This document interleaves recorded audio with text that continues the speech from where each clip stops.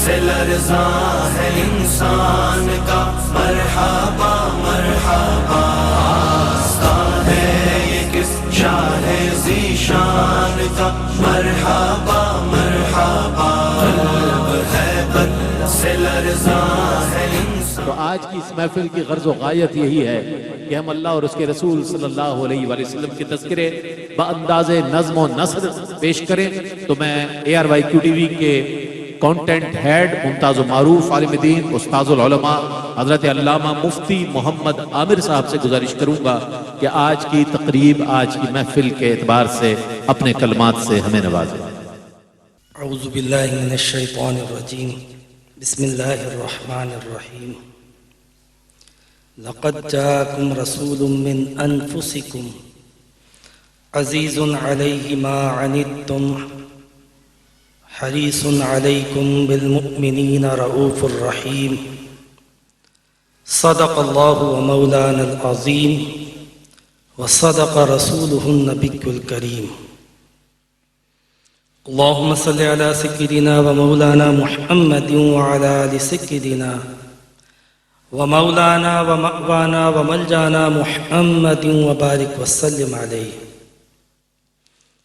حمد و صلوات کے بعد سب سے پہلے اللہ رب العزت کا شکر ادا کرتے ہیں کہ جس پاک پروردگار نے ہمیں اپنے ذکر و فکر کی، عبادت و بندگی کی، اور اپنے پیارے محبوب نبی پاک صاحب الاولاق حضور سرور عالم سرور کائنات صلی اللہ علیہ وسلم کا ذکر خیر کرنے کی توفیق عطا فرمائی۔ بے پناہ مبارکباد کے مستحق ہیں نیو ناظم آباد جم خانہ کی انتظامیہ، تمام کے تمام جم خانہ سے متعلق احباب، ذمہ داران، بالخصوص یہاں پر طلحہ شاہ صاحب بھی موجود ہیں۔ اللہ تبارک و تعالیٰ ان کی اس کاوش کو، ذکر رسول کی اس محفل کو اپنی بارگاہ میں قبول فرمائے۔ میں شکریہ ادا کرتا ہوں جناب محترم الحاج عامر فیاضی صاحب کا کہ جنہوں نے مجھے یہاں پہ مدعو کیا۔ اللہ تبارک و تعالیٰ ان کا مشن، ان کا جذبہ تا دم مرگ جاری و ساری فرمائے۔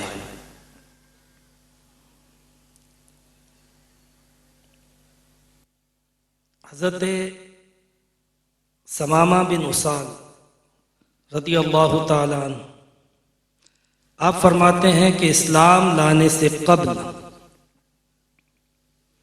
مجھے حضور نبی کریم علیہ السلام سے زیادہ کوئی اور ناپسند نہ تھا،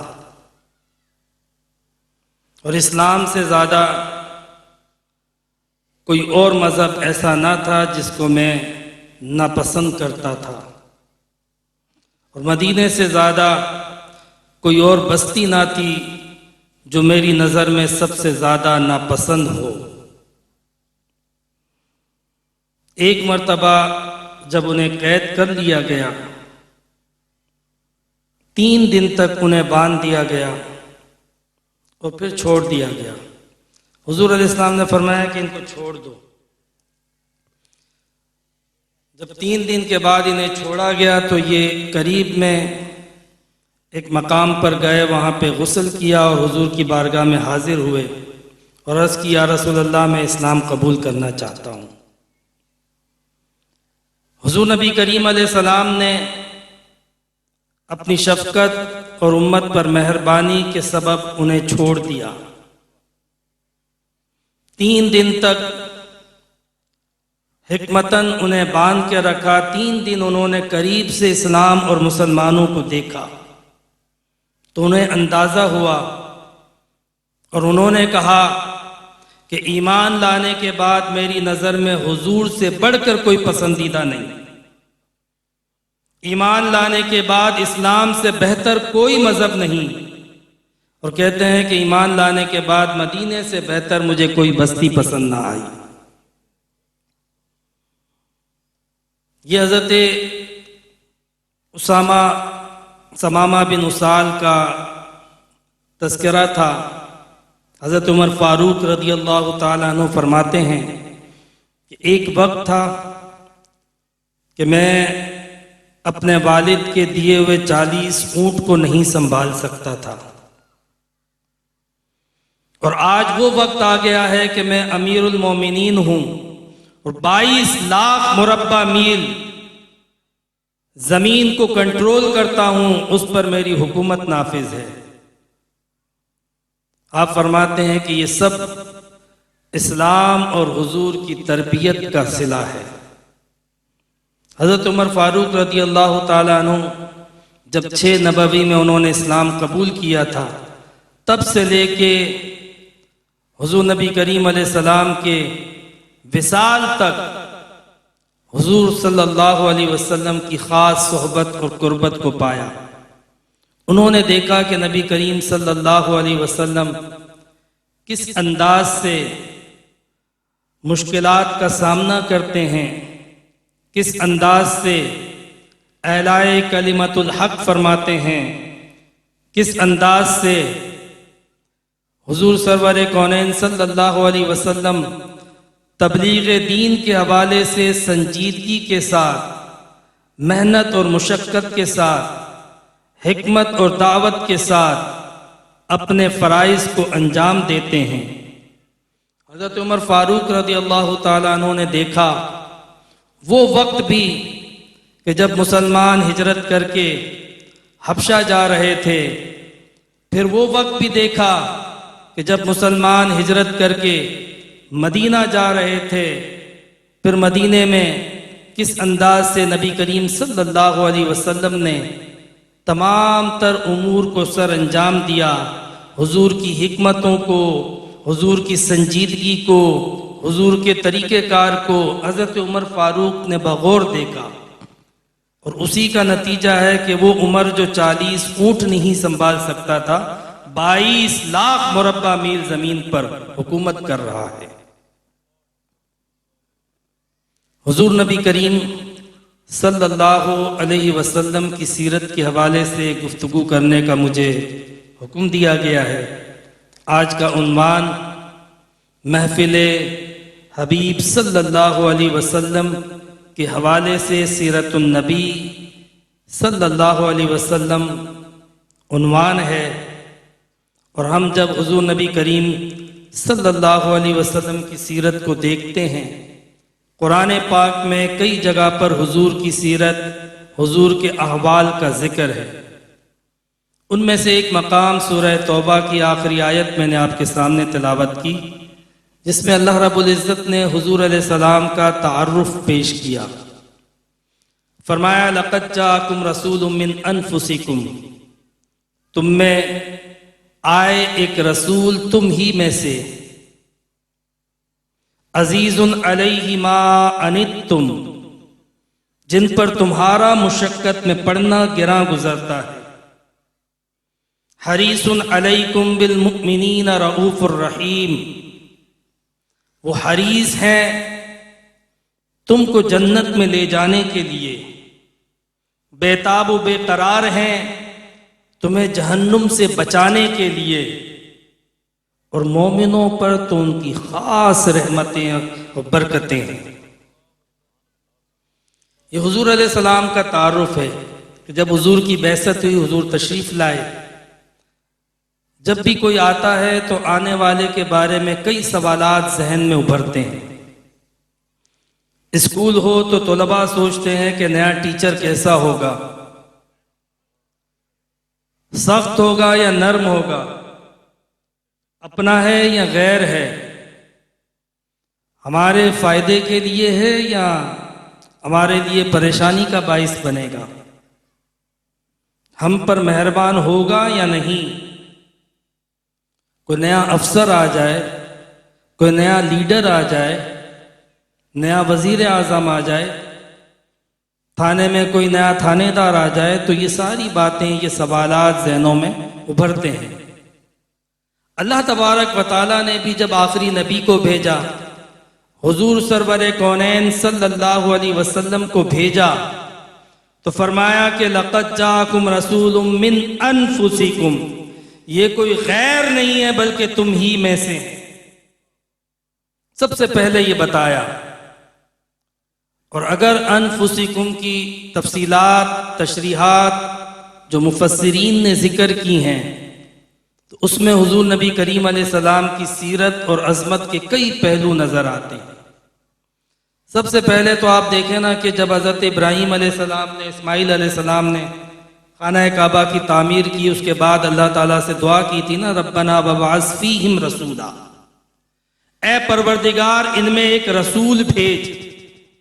حضرت ابراہیم علیہ السلام کے دو بیٹے اسحاق اور اسماعیل، اسحاق علیہ السلام کی اولاد میں یعقوب علیہ السلام آتے ہیں، یوسف علیہ السلام آتے ہیں، دیگر ہزاروں انبیاء کرام آتے ہیں، داؤد اور سلیمان بھی آتے ہیں، عیسیٰ اور موسیٰ بھی آتے ہیں، ادریس اور یحییٰ بھی آتے ہیں، بے شمار انبیاء کرام حضرت اسحاق علیہ السلام کی اولاد سے آتے ہیں۔ اور یہاں پہ دعا کی جا رہی ہے ربنا وابعث فیہم رسولا۔ فیہم سے مراد یہ جو اولاد اسماعیل ہے، یہاں پر جو اسماعیل علیہ السلام کی نسل چلے گی، ان میں ایک رسول بھیج، ان کے لیے دعا کی جا رہی ہے۔ تو جب رسول اکرم صلی اللہ علیہ وسلم کو اللہ تبارک و تعالیٰ نے بھیجا تو فرمایا لقد من اللہ علی المؤمنین اذ بعث فیہم رسولا۔ ابراہیم نے دعا کی تھی کہ ان میں رسول بھیج۔ جب اللہ نے رسول بھیجا تو فرمایا اے ابراہیم تیری دعا کو قبول کرتے ہیں، اب نبوت، امامت، سیادت اور مذہبی قیادت بنی اسماعیل سے منتقل ہو، بنی اسرائیل سے منتقل ہو کے بنی اسماعیل کی طرف آ رہی ہے، اور ان میں رسول بھیجا جا رہا ہے۔ فرمایا کہ ان میں میں نے رسول بھیج دیا۔ تو یہ لقد جاءکم رسول من انفسکم اسی بات کی طرف اشارہ ہے۔ دوسرا اس میں یہ بھی کہا گیا کہ اس وقت جس وقت حضور نبی کریم علیہ السلام کی بعثت ہوئی تھی، دنیا کے اندر بے شمار قومیں موجود تھی، ہندوستان بھی آباد تھا، روم بھی آباد تھا، ایران بھی آباد تھا۔ تو اللہ تبارک و تعالیٰ نے پوری دنیا کے اندر، تمام اقوام عالم کے اندر اہل عرب کو یہ شرف عطا کیا کہ کسی اور قوم میں نہیں، عجم میں اور کہیں سے نہیں، بلکہ عرب سے اللہ نے نبی کو بھیجا اور فرمایا لقد جاءکم رسول من انفسکم، کہ عرب والوں کے بھاگ جاگ گئے، اللہ رب العزت نے ان میں سے اپنا رسول بھیج دیا۔ تو یہ حضور نبی کریم علیہ السلام کی آمد پر من انفسکم کہہ کر اللہ رب العزت نے خصوصاً اہل عرب کو مخاطب کیا۔ اور پھر اسی طرح مفسرین نے یہ نقطہ بھی ذکر کیا، اور سارے ہی نقطے اپنی جگہ پہ درست ہیں، کہ انفسکم سے یہ مراد بھی ہے، چونکہ قرآن پاک پوری انسانیت کے لیے ہدایت ہے، اس کے اصل مخاطب تمام کی تمام انسانیت ہے۔ تو اللہ رب العزت نے فرمایا کہ تمام کی تمام مخلوقات عالم میں سے اللہ رب العزت نے حضور نبی کریم علیہ السلام کو، اپنے آخری نبی کو بھیجا تو انسانوں میں سے بھیجا۔ گویا کہ حضور فخر انسانیت بن کر آئے، محسن انسانیت بن کے آئے، کہ جس کو اللہ نے اپنا حبیب بنایا، جس کو اللہ رب العزت نے عالم کے لیے رحمت بنایا، تمام مخلوقات کے لیے مہربان بنایا، وہ کسی اور مخلوق سے نہیں بلکہ انسانوں میں سے آئے۔ تو یہ انسانوں کے لیے باعث فخر ہے۔ نصیب چمکے ہیں فرشیوں کے کہ عرش کے چاند آ رہے ہیں، چمک سے جن کی فلک ہے روشن، وہ شمع تشریف لا رہے ہیں۔ اللہ رب العزت نے حضور نبی کریم علیہ السلام کو انسانیت کے لیے فخر بنا کے بھیجا۔ پھر اسی آیت میں آگے جب بڑھتے ہیں تو اللہ رب العزت فرماتا ہے کہ عزیز علیہ ما عنتم۔ سوال یہ پیدا ہوتا ہے کہ آنے والے کیسے ہیں؟ ہم سے پیار کرتے ہیں کہ نہیں؟ دیکھیں کسی سے محبت کے اگر اس کی کلاسیفیکیشن کی جائے تو 3 درجے بنتے ہیں بنیادی طور پہ۔ ایک ادنا درجہ ہوتا ہے محبت کا، ایک بالکل اعلیٰ ترین ہوتا ہے، اور ایک میڈیوکر۔ کم سے کم کسی سے محبت کا تقاضا یہ ہے کہ آپ اس کو تکلیف نہ دو۔ محبت کا ادنا درجہ یہ ہے کہ اگر آپ کسی سے پیار کرتے ہو تو آپ کی ذات سے، آپ کے وجود سے، آپ کی زبان سے، آپ کے ہاتھ سے اسے تکلیف نہ پہنچے۔ یہ کم سے کم درجہ ہے، اور محبت کا یہ درجہ تمام مسلمانوں پر واجب ہے۔ المسلم من سلم المسلمون من لسانہ و یدہ۔ مسلمان وہ ہے کہ جس پر لازم ہے کہ سلامت رہے اس کی زبان اور اس کے ہاتھ سے دوسرے مسلمان۔ یہ مسلمان ہونے کے لیے کم سے کم تقاضا ہے کہ ایک مسلمان دوسرے مسلمان کو تکلیف نہ دے۔ مسلمان کا وجود اس لیے ہے کہ اس کی ذات سے لوگوں کو نفع پہنچے، نقصان نہ پہنچے۔ مسلمان کسی کو تکلیف دینے والا نہیں ہوتا۔ یہ کم سے کم درجہ ہے ایک مسلمان کا دوسرے مسلمان پر، اور محبت کا سب سے ادنا درجہ ہے کہ جس سے آپ پیار کرتے ہیں اسے تکلیف نہ دیں۔ اگر نفع نہ بھی دے سکیں تو کم سے کم نقصان تو نہ دیں۔ دوسرا اس سے اعلیٰ درجہ ہے کہ آپ اسے نقصان بھی نہ دیں اور ساتھ میں اس کو فائدہ بھی پہنچائے۔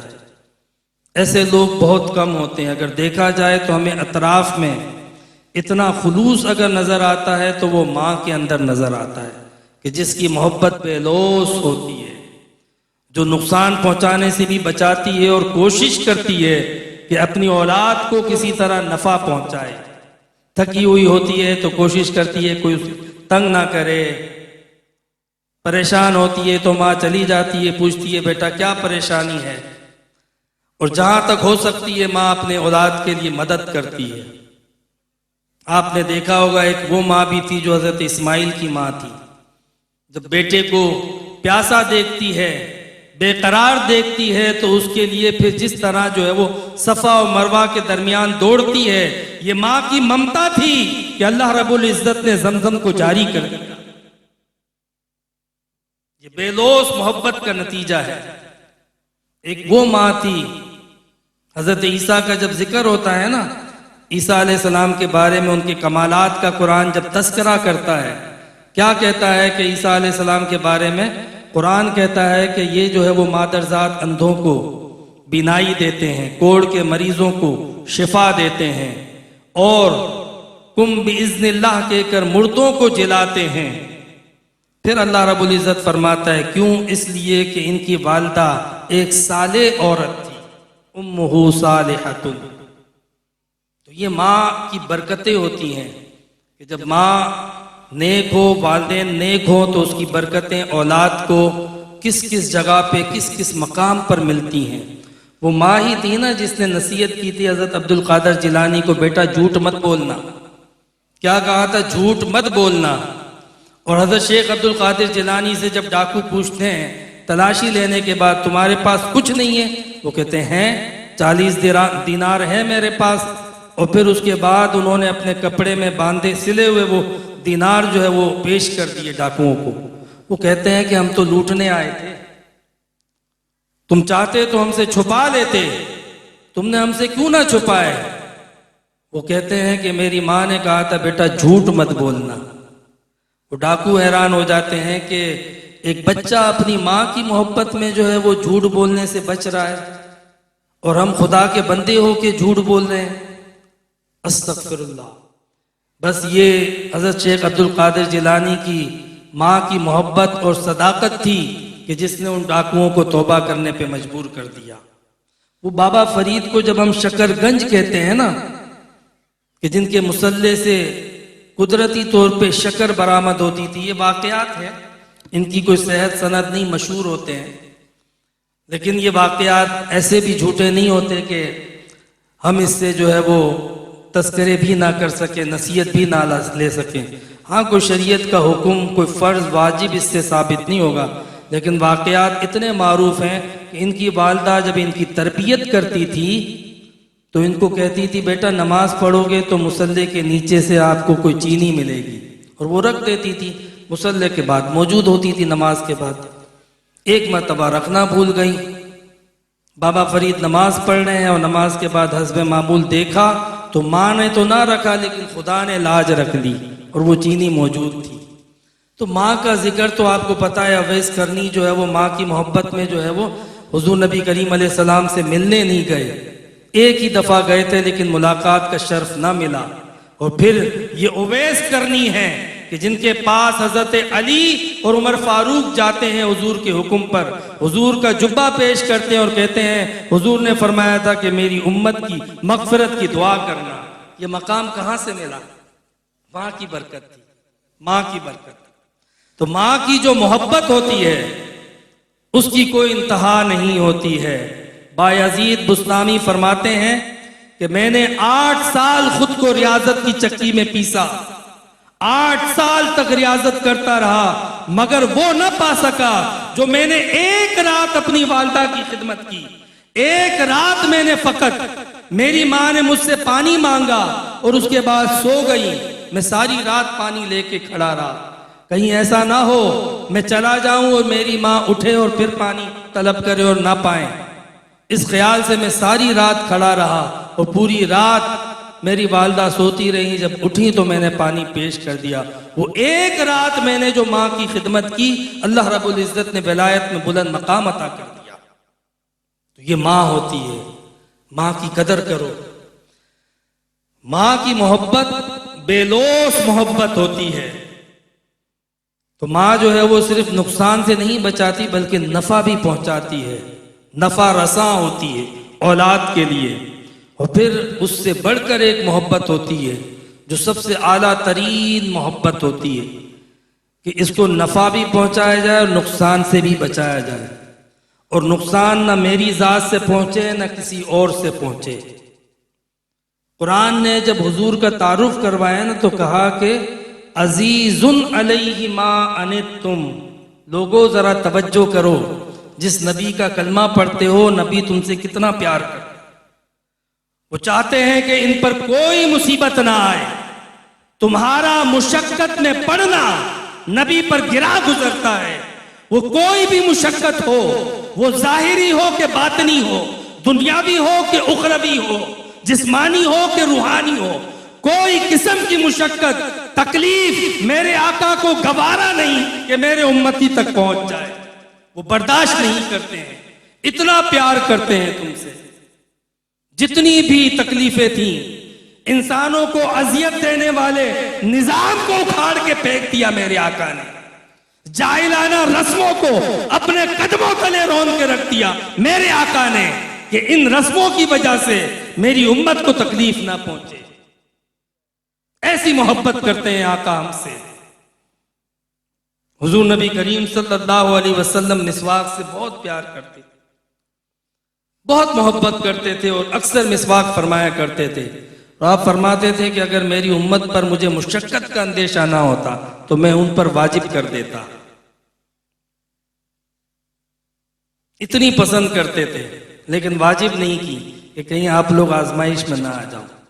رمضان میں حضور نبی کریم علیہ السلام 2-3 دن تک تراویح کے لیے آئے اور پھر اس خیال سے اپنے حجرے میں واپس چلے گئے اور باقی نمازیں تراویح حجرے میں پڑھی کہ کہیں میری امت پہ فرض نہ ہو جائے میرے مسلسل اس عمل کے کرنے سے۔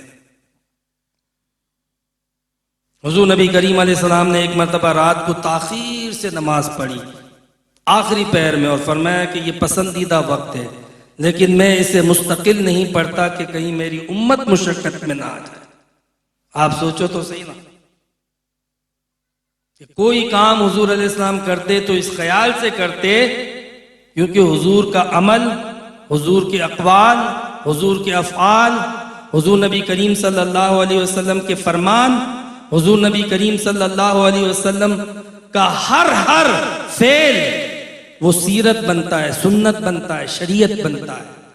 اس لیے نبی کریم صلی اللہ علیہ وسلم نے جس عمل کو بھی کیا اس رعایت کے ساتھ کیا کہ میری امت کو کہیں اس عمل سے مشکلات اور تکالیف نہ پیدا ہو جائیں، لہذا خیال کرتے تھے آپ۔ پھر آگے فرمایا کہ حریص علیکم بالمؤمنین رؤوف الرحیم، کہ وہ تمہیں جنت میں لے جانے کے لیے، جہنم سے بچانے کے لیے بےتاب ہیں۔ آپ سوچو تو صحیح نا کہ حضور نبی کریم علیہ السلام نے کس طرح تکالیفیں اٹھائیں، کس طرح مشقتیں اٹھائیں، کس طریقے سے دین اسلام کی تبلیغ اور ترویج فرمائی، جس خلوص کے ساتھ، جس مشقت کے ساتھ، جس محنت کے ساتھ، جن قربانیوں کے ساتھ حضور علیہ السلام نے یہ دین ہم تک پہنچایا، ذرا غور تو کرو۔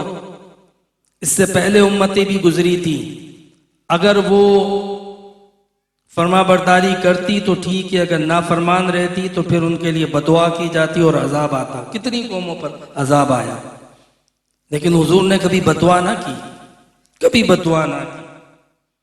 حضور نبی کریم صلی اللہ علیہ وسلم نے اس وقت بھی کہ جب احد میں آپ کے چچا شہید ہوئے، جب احد میں آپ کے دندان مبارک شہید ہوئے، آپ صلی اللہ علیہ وسلم نے اس وقت بھی اپنی امت کے لیے دعا کی کہ اللہ انہیں معاف کر دے، یہ نادان ہے، یہ نہیں جانتے۔ فتح مکہ کے موقع پر اکرمہ جو ابو جہل کا بیٹا تھا، یہ بھاگ گیا تھا، دشمنی میں سب سے آگے تھا اپنے والد کی طرح۔ ان کی بیوی نے حضور علیہ السلام سے سفارش کی کہ یا رسول اللہ اکرمہ کو معاف کر دیں۔ حضور نبی کریم علیہ السلام نے اکرمہ کو معاف کر دیا، نہ اس کو تانا دیا کہ تم بھگوڑے ہو، نہ اس کو یہ بات یاد دلایا کہ تم نے کتنی دشمنی کی۔ اسی طریقے سے حضور کے چچا حارث کا بیٹا ابو سفیان، ایک تو ابو سفیان تھا ابو سفیان بن حرب، اور ایک حضور کے چچا حارث کا بیٹا جو حضور کا جو ہے وہ کزن تھا۔ پوری زندگی تو میری جان جائے گی۔ حضرت علی نے کہا کہ تم جاؤ حضور سے معافی مانگو، وہ تمہیں معاف کر دیں گے۔ کہا واقعی؟ کہا ہاں، وہ اتنی رحمت رکھتے ہیں اپنی امت پر کہ تم نے اگر جا کے اللہ کی بارگاہ میں توبہ کی، معافی مانگی، ایمان لاؤ گے، تمہاری ساری غلطیاں معاف کر دیں گے۔ وہ واپس لوٹتے ہیں، پھر حضور نبی کریم علیہ السلام کے دست اقدس پہ اسلام قبول کرتے ہیں اور اسلام کے مجاہد بنتے ہیں، جنگوں میں حضور کے آگے آ کے لڑائیاں کرتے ہیں۔ تو آپ دیکھو تو صحیح نا کس طریقے سے حضور نے سخت ترین دشمنوں کو معاف کیا، کسی کو بدعا نہ کی، کسی سے انتقام نہ لیا۔ اور تاریخ نے دیکھا کوئی ایسا شخص نہیں کہ جب وہ فاتحانہ داخل ہو اور ایک ایسی ریاست میں جہاں اس کو دھکے مار کے، جہاں اسے جو ہے وہ گالیاں دے کے، جہاں اسے تکلیفیں اور اذیتیں دے کر نکالا گیا ہو، جب وہ فاتحانہ داخل ہو تو پھر لوگوں کو عام معافی کا اعلان کر دے، اس کی کوئی نظیر نہیں ملتی۔ اگر نظیر ملتی ہے تو محمد مصطفیٰ صلی اللہ علیہ وسلم، کہ جنہیں لوگوں نے اذیتیں تکلیفیں دی، لیکن جب آپ واپس لوٹتے ہیں تو اس وقت باقاعدہ عام معافی کا اعلان کرتے ہیں، پوچھتے ہیں تم کیا توقع رکھتے ہو مجھ سے؟ وہ تھر تھر کانپ رہے ہوتے ہیں، کہتے ہیں کہ آج کا دن تباہی کا دن ہوگا، اليوم یوم الملحمہ۔ آپ کہتے ہیں لا تثریب علیکم اليوم، آج تم پر کوئی سختی نہیں کی جائے گی، آج تم پر کوئی سختی نہیں کی جائے گی۔ اللہم اغفر لی امتی، اے اللہ میری اس امت کو معاف کر دے، انتم الطلقاء، جاؤ میں نے تمہیں آزاد کر دیا۔ حضور علیہ السلام اس طریقے سے معاف کر دیتے۔ ذرا سوچو، ہم حضور کا کلمہ پڑھتے ہیں، کیا ہم اپنے بھائی کو معاف کرتے ہیں؟ اپنے پڑوسی کو معاف کرتے ہیں؟ اپنے دوست اور اپنے ساتھی کو، اپنی بہن کو معاف کرتے ہیں؟ اگر کوئی غلطی ہو جائے تو اس کے دروازے تک چھوڑ کے آتے ہیں، اس طرح اس کی بدنامی، دل آزاری، دشمنی، تکلیف۔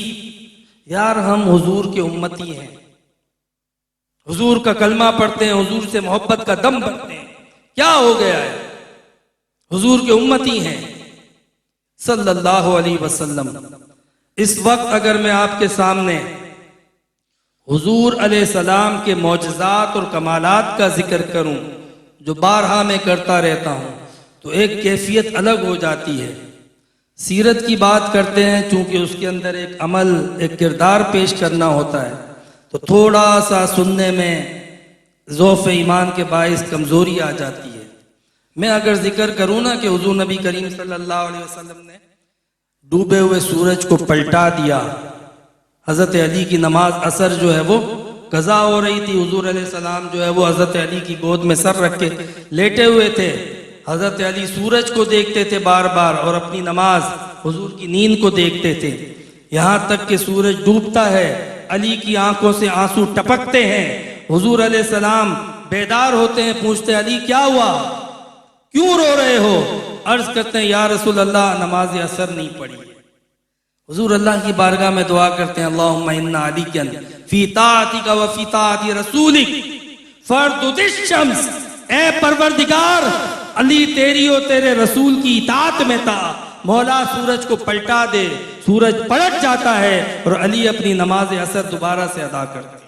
اللہ نے حضور کو یہ معجزہ، یہ عظمت، یہ کمال عطا کیا، لیکن ذرا سوچو اس سے عظیم معجزہ، وہ جو پتھر دل تھے، وہ جو گناہوں میں ڈوب چکے تھے، گناہوں کے دلدل میں عمیق گڑھے میں گر چکے تھے، میرے آقا نے ان کو کلمہ پڑھا دیا، یہ اس سے بڑا معجزہ نہیں تھا؟ یہ میرے آقا کی سیرت تھی۔ حضور نبی کریم علیہ السلام مصلی پہ کھڑے ہیں، جنت کے میوے آپ کے سامنے، حضور علیہ السلام ہاتھ بڑھاتے ہیں پھر چھوڑ دیتے ہیں، اس خیال سے کہ اگر میں نے یہ توڑ لیے تو یہ جنت کے میوے ہیں، یہ کبھی ختم نہ ہوں گے، آپ چھوڑ دیتے ہیں۔ ہم کہتے ہیں سبحان اللہ کہ کیا شان ہے میرے آقا کی، مصلی پہ کھڑے ہیں لیکن جنت کے پھل حضور کی بارگاہ میں پیش کیے جاتے ہیں، یہ حضور کی شان ہے۔ لیکن اس سے بلند شان کا مظاہرہ کرو، وہ تو جنت سے کوئی چیز دنیا میں آ رہی ہے، یہ انسان تھا جو دنیا میں تھا، اس کو اللہ کے حبیب جنت میں لے کے جا رہے ہیں۔ ابو بکر فی الجنہ، عمر فی الجنہ، علی فی الجنہ، عثمان فی الجنہ، عبیدہ فی الجنہ، عبد الرحمن فی الجنہ، طلحہ فی الجنہ، زبیر فی الجنہ، امتی کو پکڑ پکڑ کے حریص علیکم بالمؤمنین رؤوف الرحیم، بیتاب ہے تمہیں جنت میں لے جانے کے لیے۔ یہ اس سے بڑا کمال، اس سے بڑا معجزہ تھا۔ حضور کے اس معجزے پہ توجہ فرمائیں کہ یہ میرے آقا کی شان ہے کہ ہم عام طور پہ کمالات تو بڑے شوق سے سن لیتے ہیں، لیکن ان کمالات کے پیچھے حکمت کیا تھی؟ آقا علیہ السلام کی آمد مرحبا، لیکن آمد کا مقصد کیا تھا؟ حضور نبی کریم علیہ السلام کو اللہ نے کیوں بھیجا؟ جس طرح ہم آقا کی آمد کو مرحبا کہتے ہیں، اسی طرح ضرورت ہے کہ آقا کی سیرت کو بھی مرحبا کہیں، آقا کی سنت کو بھی مرحبا کہیں، آقا کی شریعت کو بھی مرحبا کہیں، آقا کی تعلیمات کو بھی مرحبا کہیں، آقا کی حدیث کو بھی مرحبا کہیں، آقا کے طریقے اور اسوہ کو بھی مرحبا کہیں۔ جب ہم یہ کریں گے تو انشاءاللہ امت مسلمہ کا بیڑا پار ہو جائے گا۔ اللہ تبارک و تعالی ہم سب کو حضور نبی کریم صلی اللہ علیہ وسلم سے سچی پکی محبت اور وابستگی عطا فرمائے۔ وآخر دعوانا ان الحمدللہ رب العالمین۔